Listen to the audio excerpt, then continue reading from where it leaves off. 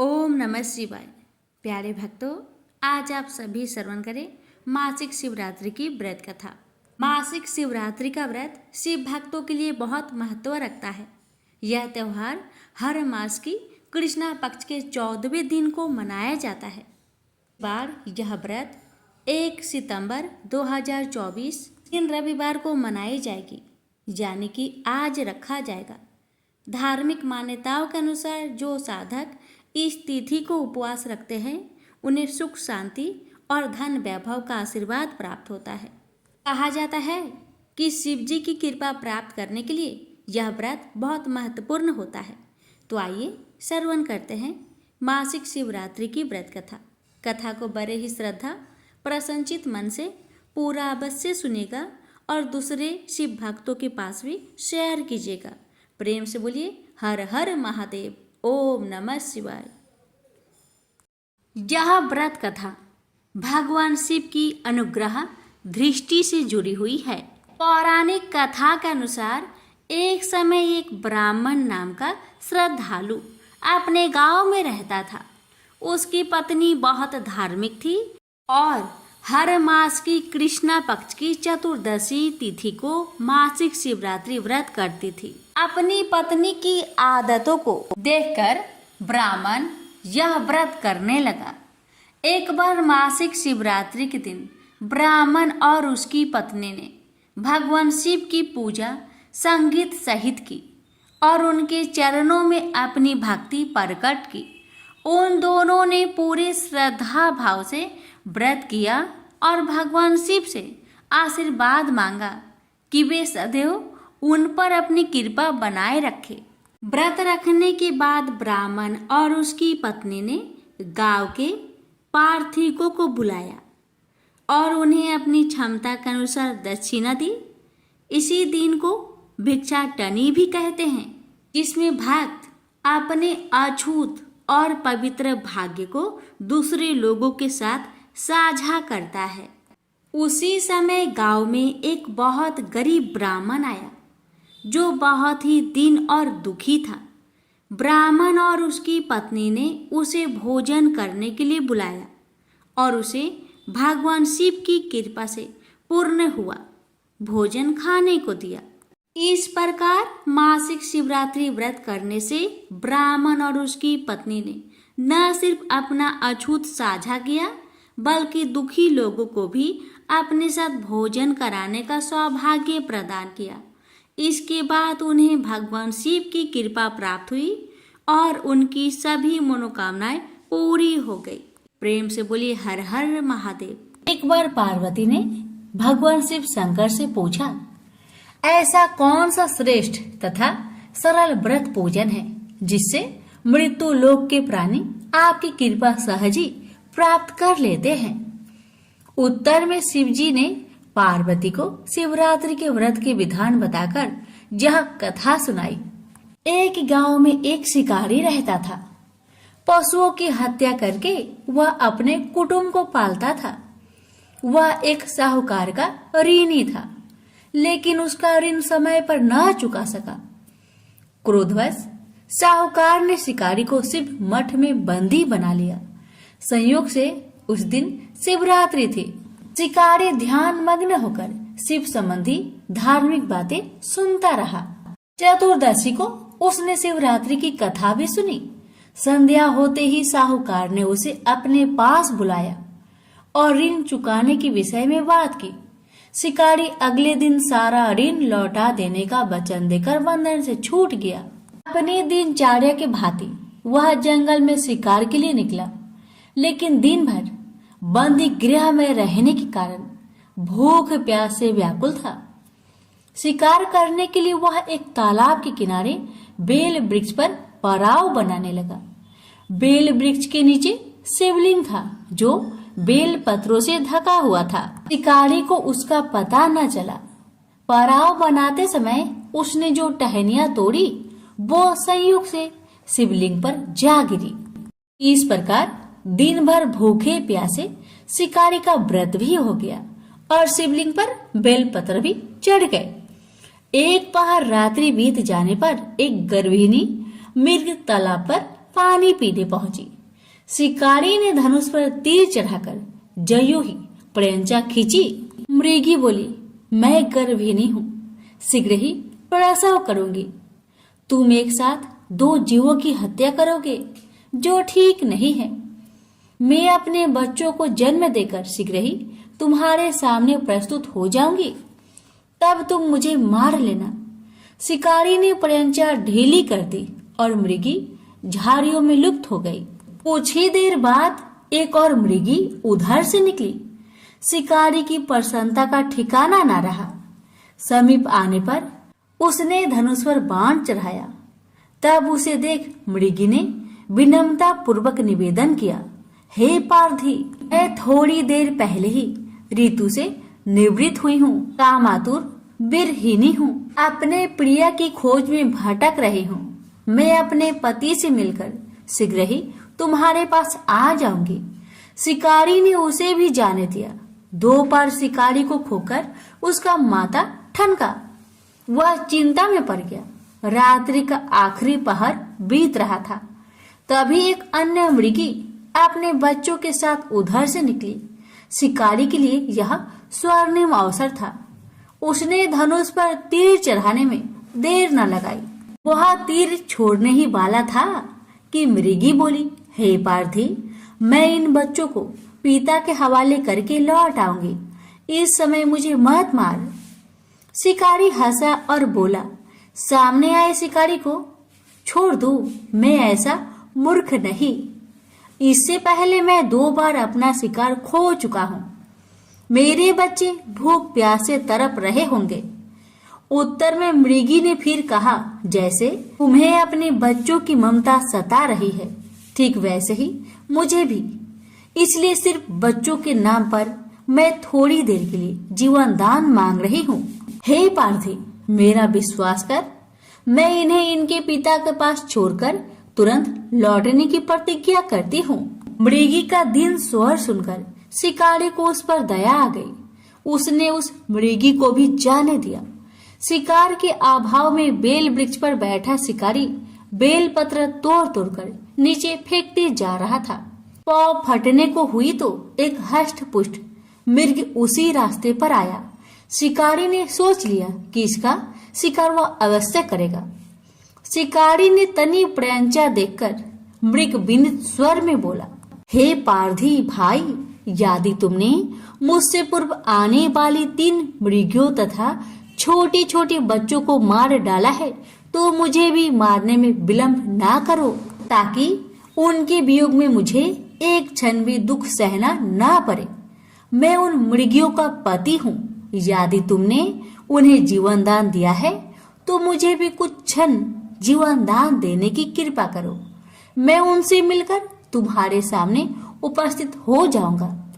मृग की बात सुनते ही शिकारी के सामने पूरी रात की घटना चक्र घूम गया। उसने सारी कथा मृग को सुना दी।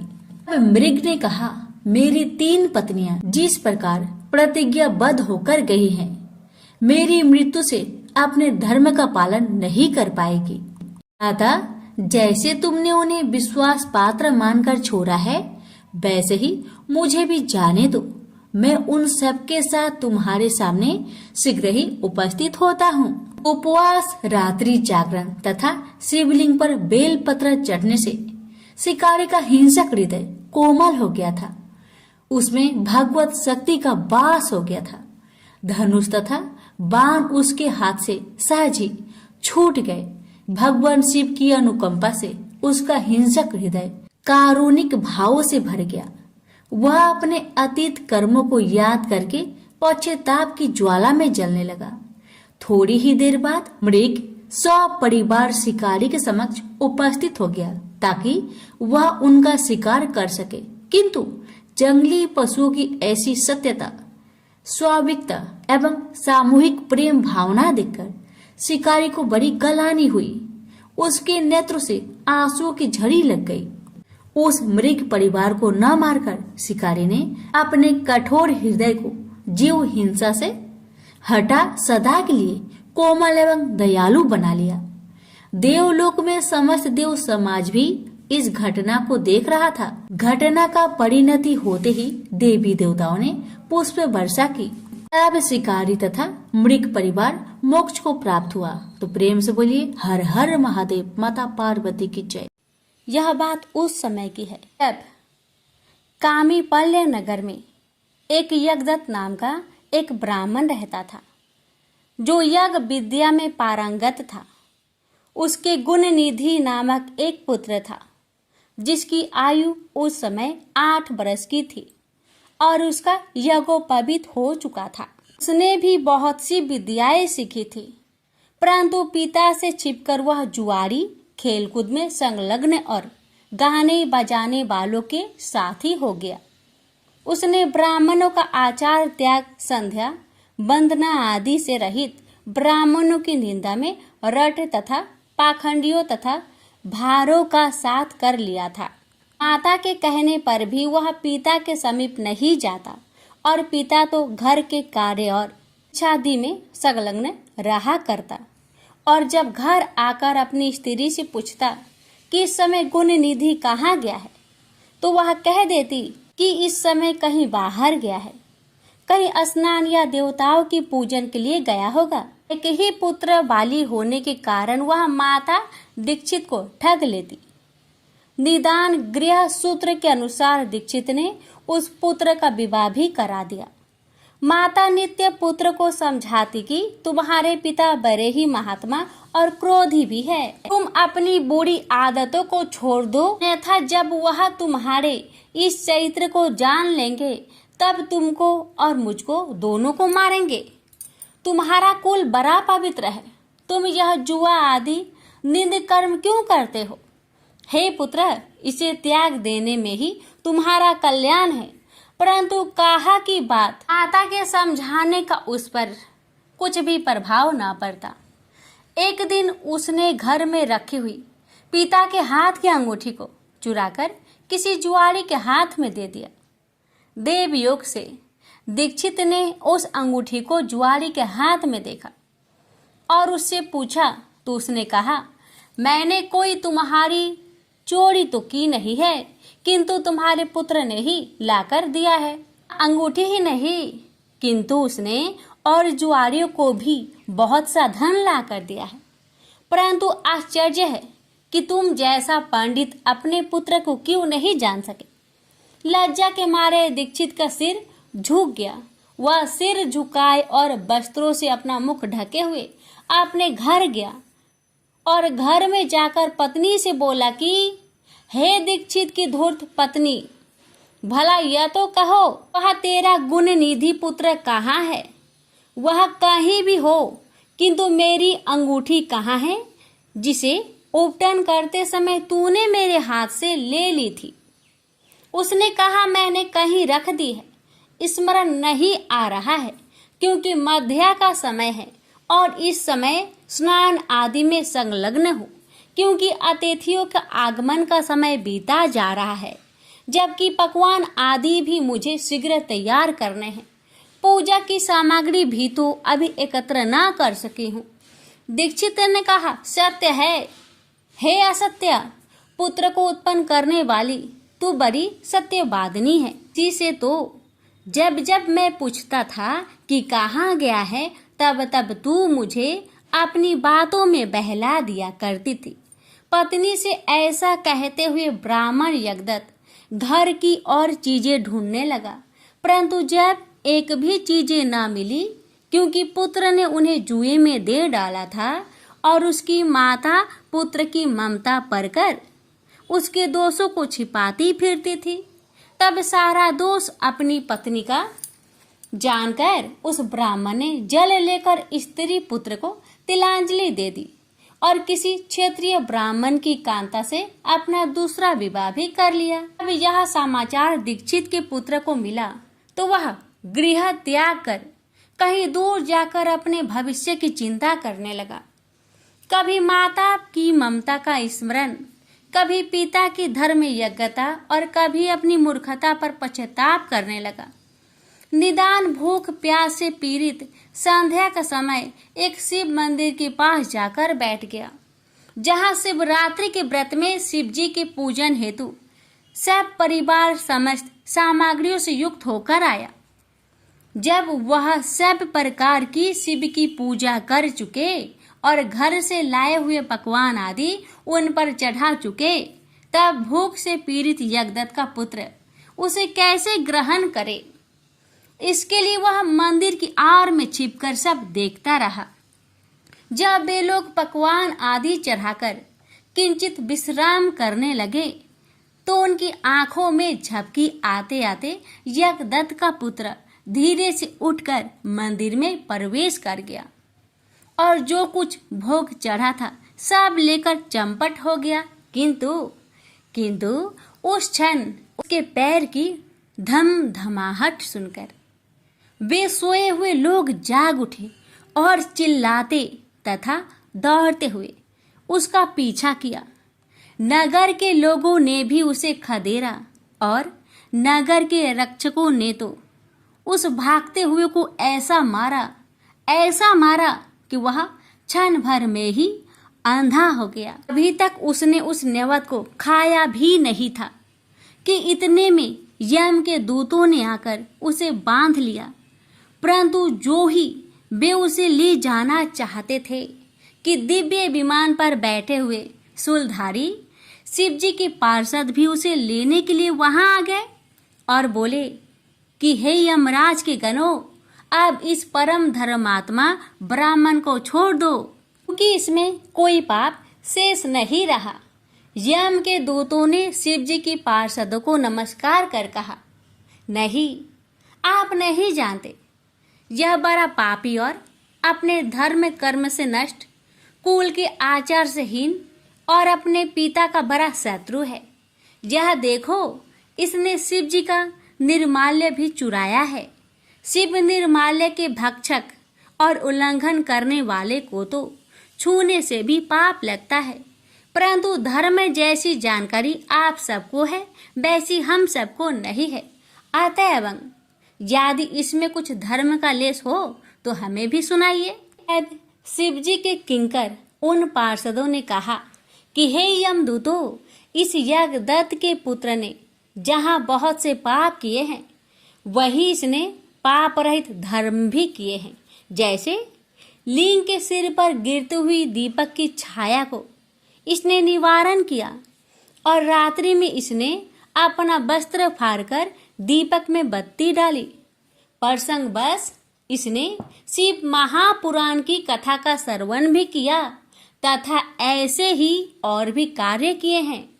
व्रत रहकर इसने शिव जी की पूजा का दर्शन किया, स्थिर चित्त से द्वार पर बैठा रहा।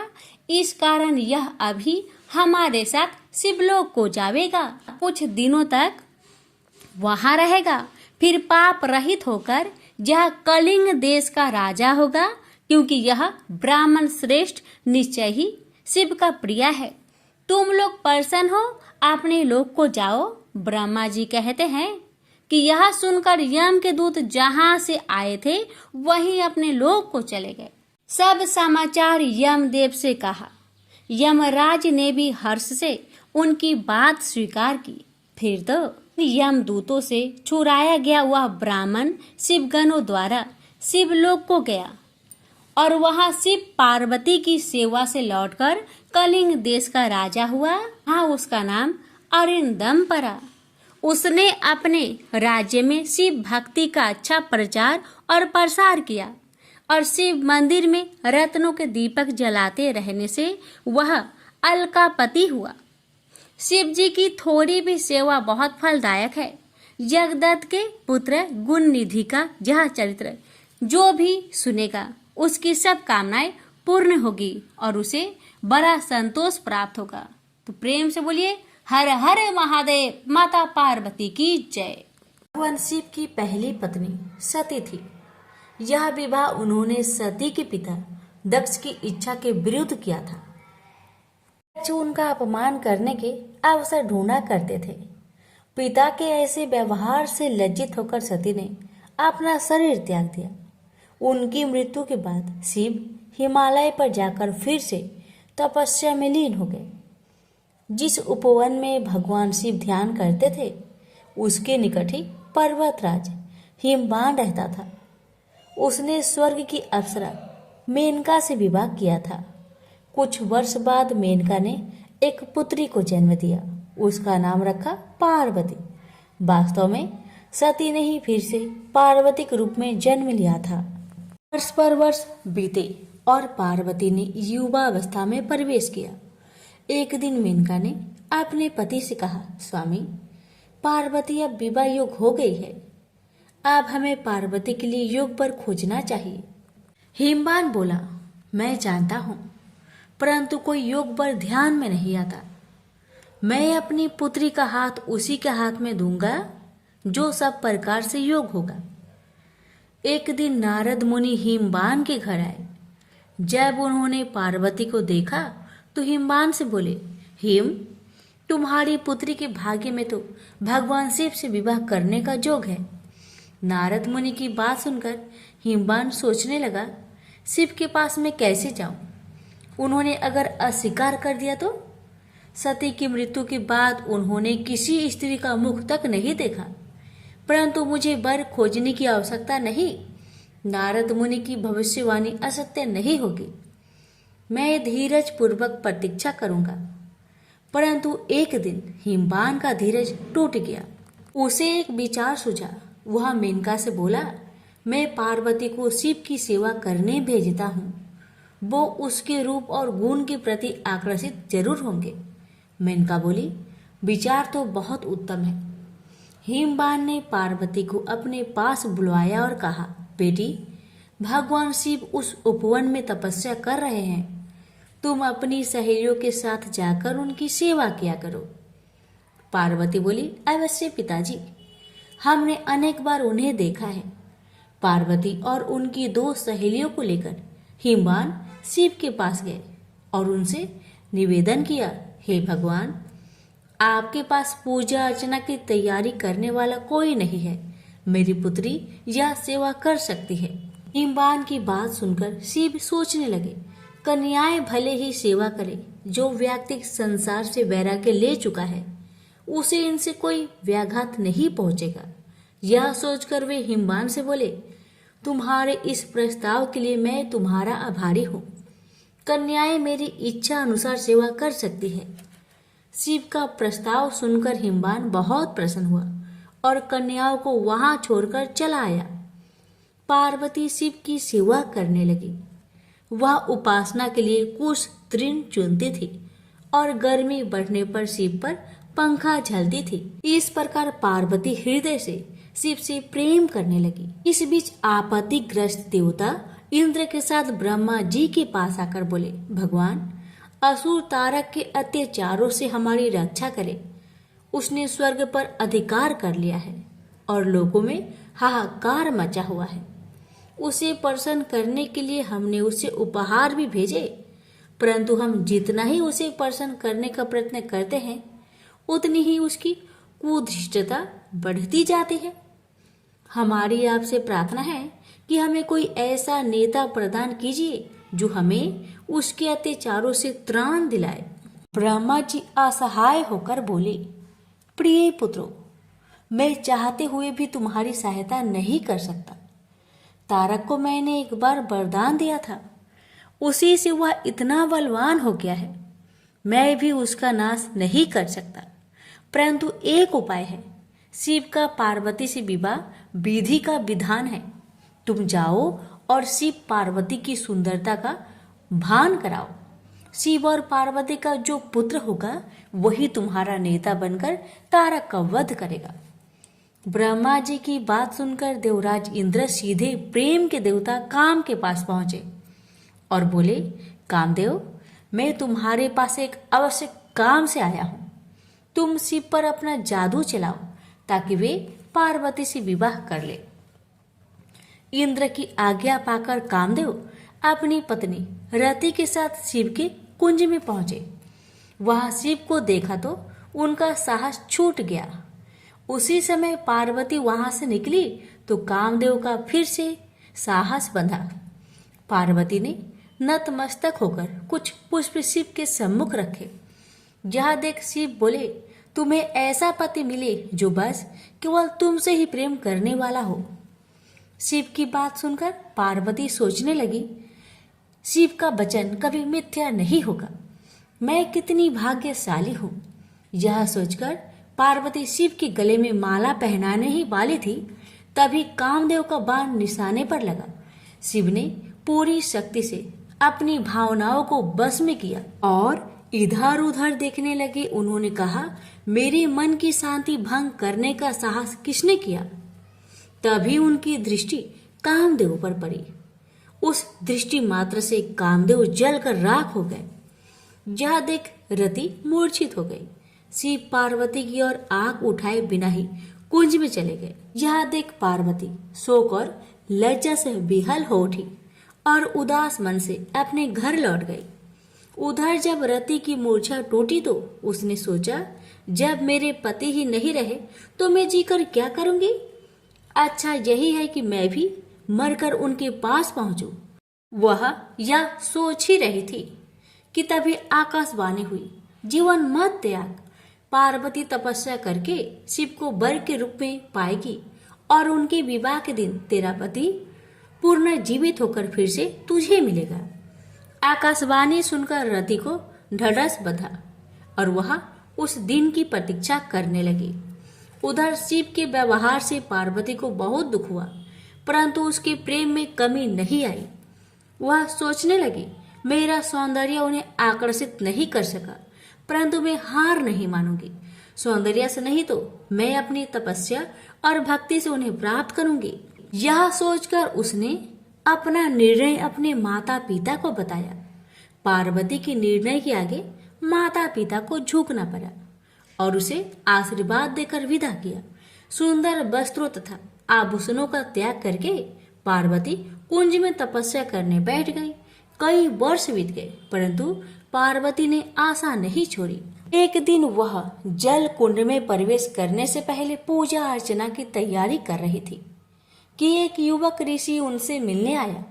उसने पार्वती से कहा, तुम्हारा यह सुकुमार शरीर कैसे ये कठिन कर्म करता है जो तुम्हारी आत्मा उसे करवा रही है? तुमने संसार को दिखा दिया है कि सुंदरता और पवित्रता एक दूसरे को नष्ट करने के लिए नहीं है।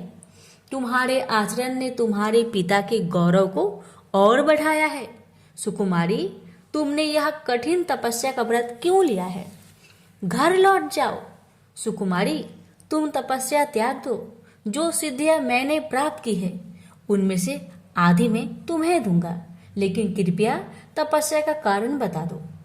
पार्वती ने अपनी सखी से कारण बताने को कहा तो सखी ने कहा, मेरी सखी पार्वती ने शिव का प्रेम जीतने का निश्चय किया है। अपने सौंदर्य से तो यह उन्हें नहीं रिझा सके, अतः तपस्या और त्याग का सहारा लिया है। सखी की बात सुनकर ऋषि ने पार्वती से कहा, क्या यह सत्य है या तुम्हारी सखी हंसी कर रही है? पार्वती बोली, यह सत्य है ऋषिवर। मैं शिव की पूजा करती हूँ। मुझे विश्वास है तपस्या और भक्ति से एक दिन में उनका प्रेम प्राप्त करने में सफल हो जाऊंगी। ऋषि ने कहा, ओह, तो ये बात है। मैं शिव को जानता हूँ। वह तो अपने सारे शरीर पर भस्म रमाए रहता है, आग उससे लिपटे रहते हैं, चर्म धारण करता है। तुम्हारी जैसी सुंदर युवती कैसे उसकी पत्नी हो सकती है? वह निर्धन है, अघोर है, यह सारा संसार जानता है। वह तुम्हारे योग्य नहीं है। उसका विचार त्याग दो और कोई दूसरा व्यक्ति चुन लो। ऋषि की बातें सुनकर पार्वती क्रोधित होकर बोली, चुप रहो। महान आत्मा को महान आत्मा ही पहचान सकती है। नीच प्राणी उच्च विचारों को समझ नहीं सकता। तुम्हारा वचन तुम्हारी दुर्भावनाओं का सूचक है। शिव दिखावे से नहीं प्रभावित होते हैं, न किसी को प्रभावित करते हैं। वे अघोर है, निर्धन है, चर्म धारण करते हैं, उनके शरीर से सर्प लिपटे रहते हैं। तो क्या हुआ? वो मेरे मनोनीत देवता है। उनमें चाहे दुर्बलताएं अधिक हो और गुण कम, फिर भी मैं उन्हें चाहती हूँ। पार्वती की सहेलियां यह सुनकर चकित रह गई। पार्वती उनसे बोली, प्रिय सखी, इनसे कहो कि चले जाए। क्योंकि इन्होंने अपने हृदय को ऐसे विचारों से कुलुषित कर रखा है। बुरी बात कहना पाप है, तुरंत उसे सुनना भी और भी बड़ा पाप है। चलो हम चले। क्रोध से भरकर पार्वती जैसे ही चलने को हुई, ऋषि ने जल्दी से आगे बढ़कर उसका मार्ग रोक लिया। देखकर पार्वती आश्चर्य हो गई। वह ऋषि और कोई नहीं, स्वयं भगवान शिव थे। वे पार्वती से बोले, सुकुमारी, तुम्हारी तपस्या और भक्ति ने मुझे जीत लिया है। मैं तुम्हारे सामने विनीत हूँ, तुम्हारा दास हूँ। किंतु कर्तव्य परायणा पार्वती शिव को छोड़ अपनी सखी के पास जाकर बोली, सखी, इनसे कहो कि मेरे पिताजी से विवाह का प्रस्ताव करना होगा। सखी के यह कह देने पर पार्वती शिव के पास आई। शिव बोले, मैं इसमें तनिक भी देर नहीं करूंगा प्रिय। यह अवशासन पाकर पार्वती अपनी सहेलियों के साथ घर लौट आई। शिव ने सप्त ऋषियों को बुलवाकर उनसे कहा, ब्रह्मा ने देवताओं को वचन दिया है, मेरा ही पुत्र तारक का वध करेगा। इस वचन को पूरा करने के लिए मुझे पार्वती से विवाह करना है। जाकर हिमवान से विवाह का प्रस्ताव करो। प्रस्ताव सुनकर हिमवान अत्यंत प्रसन्न हुआ और उसने विधि पूर्वक शिव पार्वती की विवाह कर दिया। विवाह संस्कार के बाद देवता शिव के पास आकर बोले, भगवान, हमारा आपसे आग्रह है कि रति को फिर से उसका पति मिलना चाहिए। अपनी प्रिय वधू का ध्यान करके प्रेम के देवता कामदेव तथा उनकी शोकाकुल पत्नी पर कृपा कीजिए। अवश्य, अब तो मैं भी उसी कामदेव का दास हूँ। कई वर्ष बीत गए। शिव अपनी पत्नी के प्रेम में डूबे हुए थे। तब इंद्र ने अग्नि को शिव के पास भेजा। अग्निदेव शिव के पास गए और उनसे विनती की, भगवान, मैं आपको देवताओं की आवश्यकता का स्मरण कराने आया हूँ। शिव ने अग्निदेव के हाथ में एक बीज रखा और बोले, इस बीज को पकने पर एक बालक का जन्म होगा, वही तुम्हारा सेनापति होगा। अग्निदेव बीज लेकर वहां से चले गए, परंतु वह बीज इतना गर्म था, उसे पकड़े रहना बहुत कठिन था। इंद्र के पास पहुंचते पहुंचते अग्निदेव का शरीर पीड़ा से पीला पड़ गया।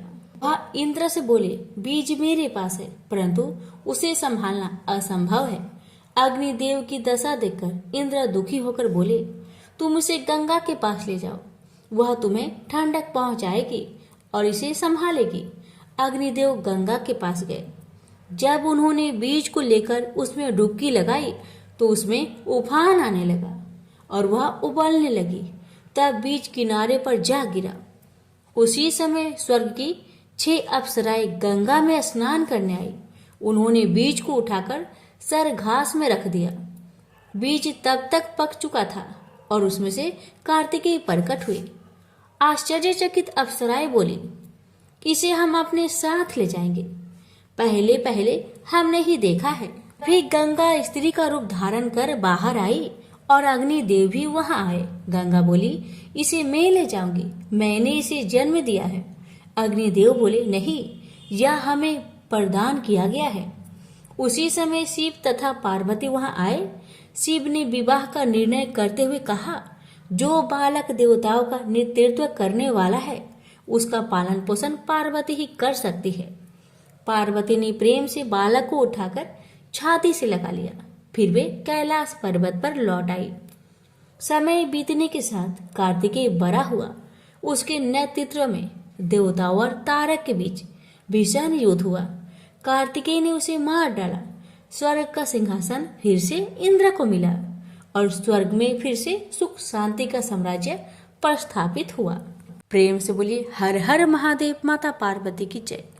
एक बार गणेश जी ने पृथ्वी के मनुष्य की परीक्षा लेने का विचार किया। वे अपना रूप बदलकर पृथ्वी पर भ्रमण करने लगे। उन्होंने एक बालक का रूप बना लिया।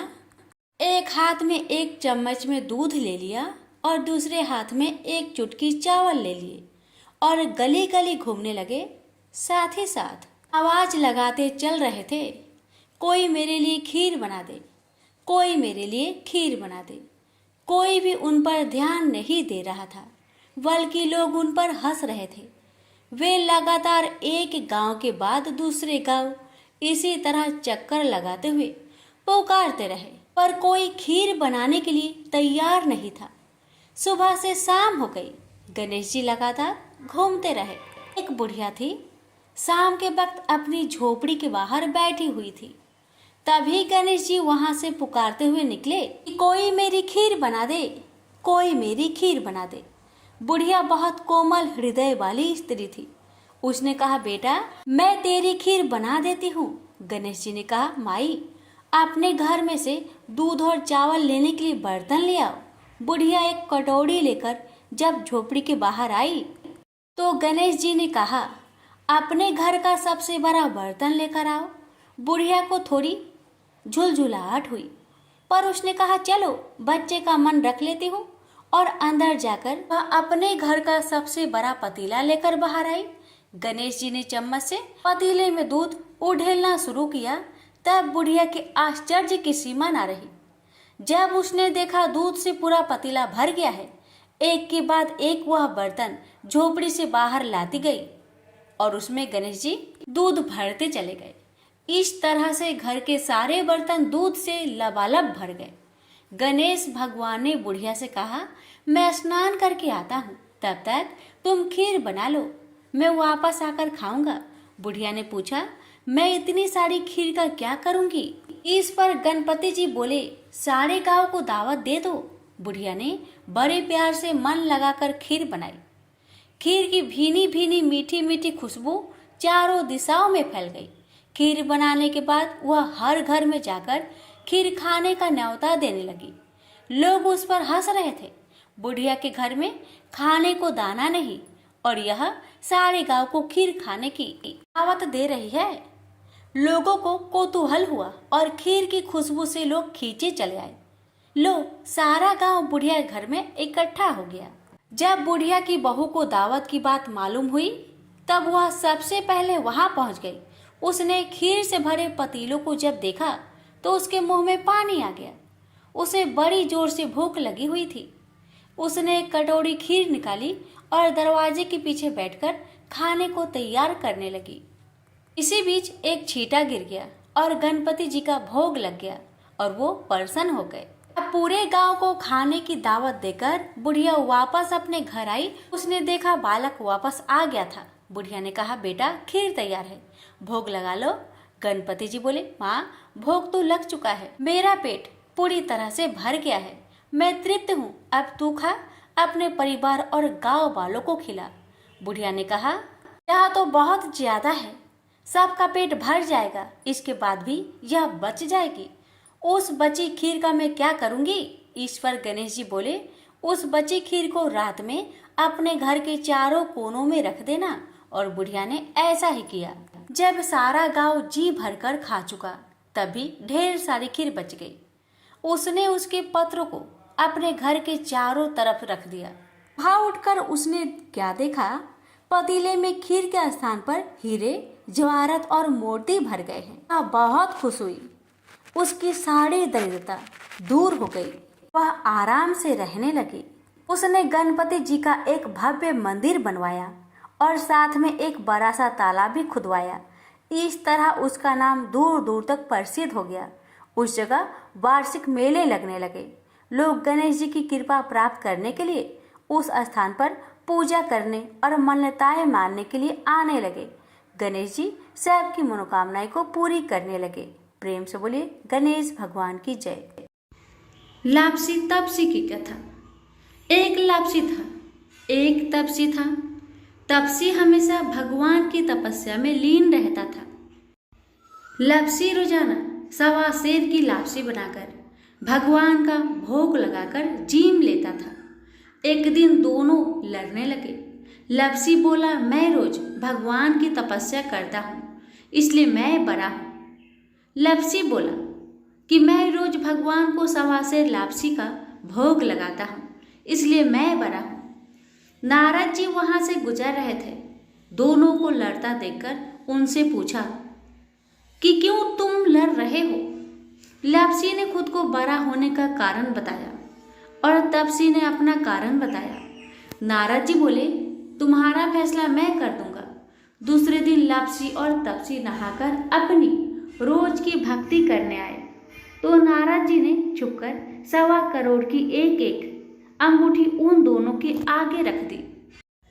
तपसी की नजर जब अंगूठी पर पड़ी तो उसने चुपचाप अंगूठी उठाकर अपने नीचे दबा ली। लापसी की नजर अंगूठी पर पड़ी लेकिन उसने ध्यान नहीं दिया। भगवान को भोग लगाकर लापसी खाने लगा। नारद जी सामने आए तो दोनों ने पूछा कि कौन बड़ा। तो नारद जी ने तपसी को खड़ा होने को कहा। वो खड़ा हुआ तो उसके नीचे दबी अंगूठी दिखाई पड़ी। नारद जी ने तपसी से कहा, तपस्या करने के बाद भी तुम्हारी चोरी करने की आदत नहीं गई, इसलिए लापसी बना है और तुम्हें तुम्हारी तपस्या का कोई भी फल नहीं मिलेगा। तपसी शर्मिंदा होकर माफी मांगने लगा। उसने नारद जी से पूछा, मुझे मेरी तपस्या का फल कैसे मिलेगा? नारद जी ने कहा, यदि कोई गाय और कुत्ते की रोटी नहीं बनाएगा तो फल तुझे मिलेगा। यदि कोई ब्राह्मण को भोजन करवाकर दक्षिणा नहीं देगा तो फल तुझे मिलेगा। यदि कोई साड़ी के साथ ब्लाउज नहीं देगा तो फल तुझे मिलेगा। यदि कोई दिए से दिया जलाएगा तो फल तुझे मिलेगा। यदि कोई सारी कहानी सुने लेकिन तुम्हारी कहानी नहीं सुने तो फल तुझे मिलेगा। उसी दिन से हर व्रत कथा कहानी के साथ लापसी तपसी की कहानी भी सुनी और कही जाती है। प्रेम से बोलिए लक्ष्मी नारायण की जय।